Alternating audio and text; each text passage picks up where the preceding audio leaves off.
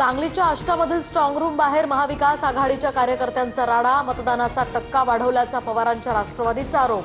तर कार्यकर्ते आक्रमक झाल्यानंतर आमदार जयंत पाटील सुद्धा घटनास्थळी उपस्थित। ईव्हीएम सुरक्षेसाठी 24 तास 2-2 प्रतिनिधी तैनात ठेवा, हरल्यावर आम्हाला बोलू नका, मुख्यमंत्री फडणवीसांचा विरोधकांना टोला। महायुतीमधील तिन्ही पक्ष 75% स्थानिक स्वराज्य संस्थेत सत्तेत असतील, पराभव झाल्यानंतर विरोधक षडयंत्र असल्याचं म्हणतील, फडणवीसांची टीका।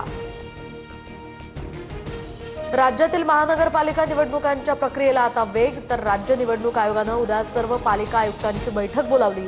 मतदार याद्यांमध्ये मोठ्या प्रमाणात त्रुटी आढळून आल्यानंतर ही बैठक होणार।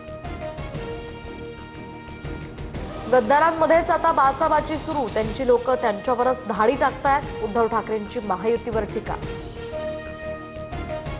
सरकारकडून शेतकऱ्यांची फसवाफसवी सुरू, राज्य सरकारनं अद्याप केंद्राकडे प्रस्ताव न पाठवल्यामुळे सुप्रिया सुळेंची सरकारवर टीका।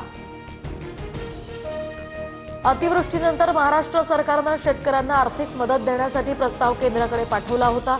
सरकारनं 27 तारखेला केंद्राकडे प्रस्ताव पाठवला होता।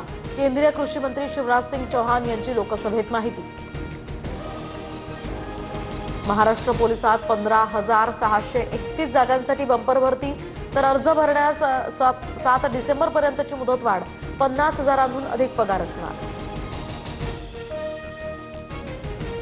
छत्तीसगडच्या दंतेवाडा जिल्ह्यामध्ये मोठी चकमक, 3 पोलीस शहीद तर 12 माओवाद्यांना कंठस्नान घालण्यात पोलिसांना यश। घटनास्थळावरून मोठ्या प्रमाणात शस्त्रसाठा सुद्धा जप्त। लॉरेन्स बिश्नोई गँगची गोल्डी ब्रारला धमकी, गद्दाराचा काय होणार हे लवकरच कळेल। हॅरी बॉक्सरची धमकी देतानाची ऑडिओ क्लिप समोर। गोल्डी ब्रार हा प्रसिद्ध पंजाबी गायक सिद्धू मुसेवालाच्या हत्याकांडातील मुख्य फरार आरोपी।